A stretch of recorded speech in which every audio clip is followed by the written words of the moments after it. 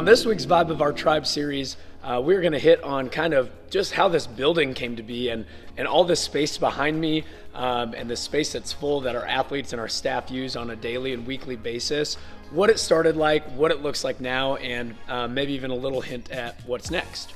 If you can look around, pan the camera around, you can kind of see like these are the buildings.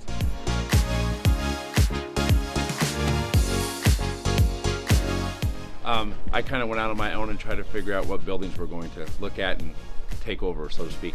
The first couple buildings I looked at had about 8-foot ceilings. After talking to Dan a few more times, I realized that if you have 8-foot ceilings and you're trying to do a basket, that's probably not a good thing. So that didn't work out. Second building had 15-foot ceilings, but there were beams, like I believe every 15 or 20 feet. That was not going to work either, because if you're trying to do a tumbling class at 60 feet, you might hit a beam. I'm learning as I go. So we end up meeting with Marty at Hubble Realty and end up at Westtown Gate Parkway, 1400 Suite 108. When we got the building, it was a shell. There was nothing in it. I believe we did not have a door either. This was a shell. There wasn't even a door when we got here. So this was a 10,000 square foot building shell.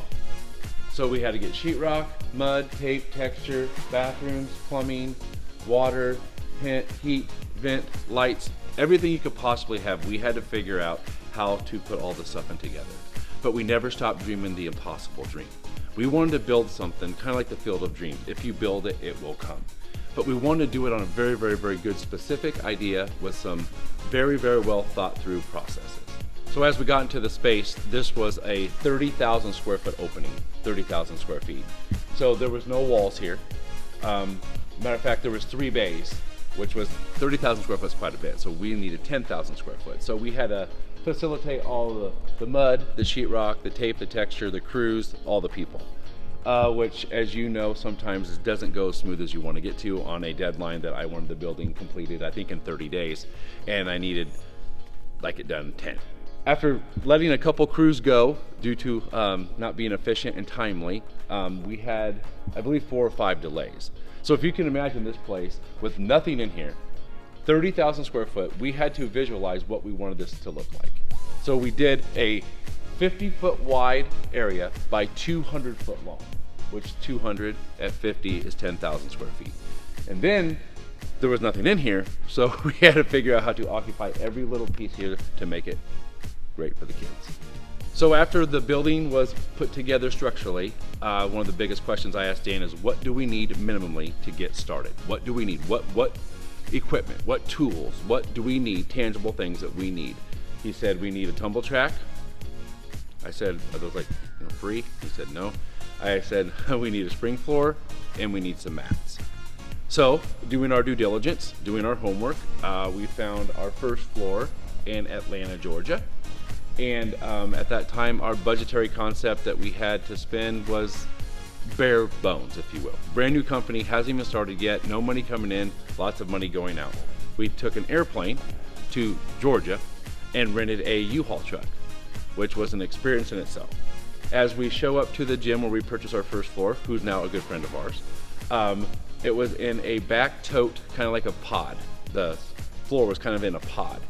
So we get the floor loaded up, we start driving home, think we can do this all in one day, and we actually did it in one day. Actually about 22 hours. We did not sleep. We brought the floor into this back building here. We opened up the door and we started to assemble our first floor.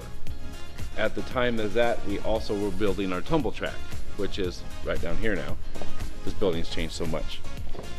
And one of our very, very, very close friends, who's no longer with us anymore, Joe Morgan, I'm not sure how many hours he spent on this, so I'm guessing it's been 4 or 5 hours, and we made one promise to him that if he put this thing together, we'd put his kid on the Warriors team. We still might have to do that for next year. After we got the floor, the tumble track, and the mats in, we bought a banner because we wanted it to be like curb appeal, to be just spectacular when people get to walk into the floor. If you look behind me, this was our first banner that we put up. We rented a lift, and I believe that took us approximately 4 hours to put up. And I think that one took us 20 minutes to put up. It's funny how you build something, and the first time you do it takes a little time, the second time it gets just a little bit better each time. So as we're going to walk through the building now, over the course of the next 3 or 4 years, we started building up the best we could for the kids, for the staff, the equipment, utilizing every piece of space that we had in this 10,000 square foot building. So the next thing was this rod floor. You can see it here against the wall. Dan went out to Ohio, grabbed it, brought it back, put it together that day. Time and efficiency is hugely important for Dan and I. So when we make a decision, we want to make it happen now. We want to change it right now. We want, no matter what's going on in our world, in our life, we want to make sure that the kids are first and Travis first. So as we've grown, we have to make sure we have two things in mind at all times. How many kids we have and how much space we have. Then we got to figure out how much space we have versus how many kids that we have. So through the course of the next 4 or 5 years that we're building this company, we always try to stay ahead. So it's like evolution. As we grew, we started with 1 floor, 43 people, 57 enrollments. Year 2, 3, we had 127 enrollments and 91 kids cheering. And as we've expanded and grew, we try to use every aspect that we can. As of today, of February of 2022, 580 enrollments and 10,000 square foot of full space of anything you could utilize, which is amazing. So one of the biggest, most important things to Zach and myself and our staff, our team, as we're setting up and developing what the inside of the gym is going to look like, is just utilization. And at this point in our growth, it's maximizing, every square inch or square foot of the building to use it the best as we can. So if you've been in the gym in the last couple of weeks, we have kind of a lot of changes that have happened, especially at the front end. We actually just got our second tumble track, which is very, very exciting. We had the opportunity to kind of pick up on a whim. So we're able to get that, as well as some more mats. We actually even have some more mats coming soon, hopefully in April or May, pending, COVID and shipping and things like that we're all dealing with. But from my perspective, when I work with our staff and our team and how we're going to train our kids the best that we can, it's really important, that we have a lot of equipment. We believe that drills equal skills, and when we work a drill, we're really working on a piece of a skill and fine-tuning and making our athletes understand and feel what those pieces feel like. So as we're teaching skills, one of the biggest things that I've found in the 20 years of coaching is baby steps are really, really important for the mental development of a skill, for the physical aspect of the skill, and for the conditioning, and just really feeling confident as we move through. So one of those tools that I know Zach mentioned was on our first We Need This list when we opened was a tumble track. And now we're blessed to have 2 of them, but this is kind of that first surface and that first impact where athletes are trying new skills, with the extra bounce and the extra height, as well as a pit to land on, a soft landing. It really makes it an attainable place for athletes to gain new skills. From there, we move down to our rod floor. So the next thing that became important in this progressional step theory is a rod floor. So we had the opportunity to buy a rod floor from somebody in Columbus, Ohio. So I was able to go out, Zach dropped me off at the airport, flew out, loaded it up, drove it back here, and got it set up that day, like Zach said earlier. So it's really exciting and an awesome piece of equipment for athletes to move from the tumble track and have that extra baby step before they go to the spring floor, because it provides a little bit more bounce than a spring floor, but a little less than the tumble track. We also have a pit that you get to tumble into from the rod floor, so you still also get that soft landing too, especially in a new skill, so you can progressionally improve yourself. So our last kind of progressional step before the floor is this tumble strip behind me. So this is just a raised platform, piece of spring floor. I think in 2016 during choreography camp, I told Zach, hey, this would really help our athletes if they could tumble from spring into a pit. So it was about 150 degrees that week, and bless his heart, Zach was in here putting this thing together. I think he lost about 45 pounds.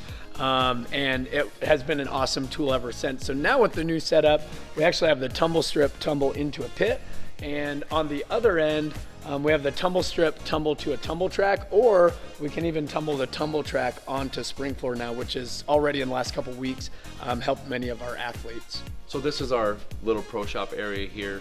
We have some stuff for sale. The kids can walk in here. As you can see, our sign, no parents past this point. And there's 2 big reasons for that. Number 1 is room, space, right? But more importantly, number 2 is we believe the child and the children and the teams and the kids can focus better when their parents aren't watching. I'm a parent. I understand coaching your kid through the coach. Sometimes it's easier for us just to say, hey, come back in 2 hours, come back in 4 hours, or come back in a week. Some people drop their kids off and maybe they might come back in a week to get them. But it's so important that we decided to, and discussed this back in January of 2016, that one of our things is we want to keep the parents involved in the social media, in our communication, in our competitions, in our high fives and hugs. Just not necessarily in the gym trying to coach the coaches and coach the kids as we're doing it. You know, the question we get a lot, and we're getting a lot right now because our space is so full, is just what's next? You know, what does Tribe look like in another 5 or 6 years compared to, you know, some of the pictures maybe that you've seen from 5 or 6 years ago when there was almost nothing. So while we don't know for certain, we get to build it, which is kind of fun. We get to play Walt Disney, which is, you know, a huge blessing. And first of all, we know we need more space. We are constantly growing. We have more kids. We know our teams next year are going to be bigger and better than ever. Floor space is huge during team practices. You know, we only have 7 days in the week. So how do we use those 7 days, and what does the space look like so we can do that? So the thing I know for certain is that we are going to be bigger, we're going to be better, and we are going to keep giving our athletes and our families and our coaches the best equipment and the best facility to improve and succeed. You have 10,000 square feet, 500 plus enrollments starting year 7 here in April. What's next for Tribe? Well, that's the wonderful thing about business. We never know. Obviously, we need more space. We need more kids. We need to expand. We need to make an impact on everywhere that we go in the surrounding areas in the Midwest. So stay tuned. Who knows what's next? So behind me is the first banner we ever hung here. We actually hung it before we were supposed to. Got a little slap on the wrist, and I think I remember Zach saying, this is when we ask for forgiveness, not permission. And we've made a habit of that here and then, but we just want to thank you for joining us on this week's Vibe of Our Tribe and watching all these YouTube series. We hope you've loved kind of hearing the story about how our build out has happened and the process throughout the last 6 years. We're really excited for the next couple of years and getting to continue this and grow it and have a lot of new and exciting things. See you next week. So as we grew, we needed to make sure that we had enough stuff for the kids. And then we had to make sure we had enough kids for the stuff. So it's kind of playing chess a little bit, because the more room that you have, the more people you got to have in the room. And the more room you have, the more kids you got to have in the room. No, that was backwards. The more room that you have, the more people you got to have in the room. And the more room you have, the more kids you got to have in the room. No, that was backwards.